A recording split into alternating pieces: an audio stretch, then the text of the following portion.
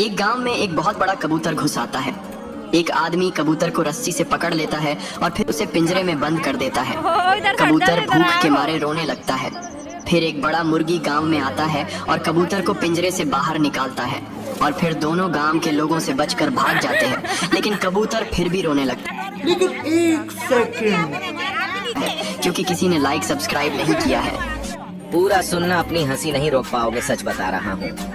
Madam बच्चों से बोली, क्लास में जो बेवकूफ हो वो खड़ा हो जाए। पप्पू मासूमियत से खड़ा हो गया। मैडम ने पूछा, क्या तुम बेवकूफ हो? तो पप्पू बोला, नहीं मैडम, आप अकेली खड़ी थी इसलिए मुझे अच्छा नहीं लगा।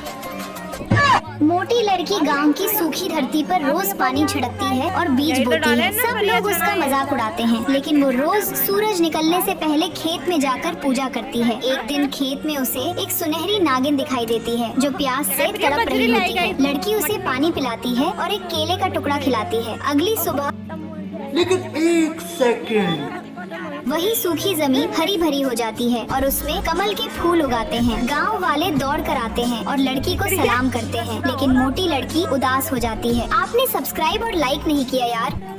एक बार इसे सुनने के बाद अपनी हंसी रोक पाओ तो बताना। एक ताऊ अस्पताल गए इलाज करवाने।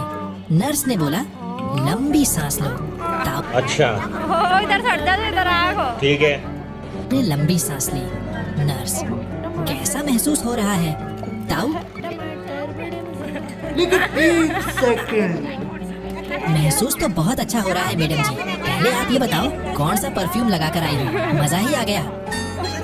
में थी। उस औरत की अपनी किसी भी बहू से नहीं बनती थी। वही पड़ोस में एक नई नवेली बहू रहने आई। औरत हमेशा ही उस नई बहू का गुणगान करती रहती थी। एक दिन नई बहू का जन्मदिन आया और उसी दिन उस औरत की तबीयत बहुत खराब हो गई। तभी उस औरत ने अपनी तीनों बहुओं को बुलाया। मेरी संदूक में एक अंगूठी है, मोहल्ले की उस नई बहू को जाकर उपहार देकर आओ। तीनों बहुएं उस नई नवेली बहू के घर पहुंची। अंगूठी दिखाते हुए बोली, ये उपहार उसकी ओर से है जिसे तुम बहुत प्यार करती हो और जिनकी बहुत फिक्र रहती है तुम्हें। नई नवेली बहू ने फटाफट 3 नाम गिना दिए। बहुओं लेकिन एक सेकंड, वो हैरानी हुई कि उन 3 नामों में उनकी सास का कहीं भी नाम नहीं था। तभी बहुएं बोली, इसमें तो हमारी सासू माँ का तो नाम भी नहीं है जिन्होंने आपको उपहार दिया है। अब नई नवेली बहू ने फिर से फटाफट से 13 नाम और गिनवा दिए। अब 13 नाम भी उनकी सासू माँ का नाम नहीं था। तीनों बहुएं गुस्से लाल हुई, ठी लेकर सीधा अपनी सास के पास गई और अपनी बीमार सास के सामने पटकते हुए बोली, ये लो अपनी अंगूठी। न तुम 3 में हो न तुम 13 में हो। तुम बेवजह ही उस बहू से प्रेम पाली बैठी हो। आजकल सभी घरों का हल यही है, अपने घर की बहुएं दुश्मन लगती हैं और दूसरे के घर प्यारी नजर आ। एक गरीब किसान के पास बहुत सारे मोर और बहुत सारे तोता रहते थे। वे बहुत सारे अंडे भी देते थे,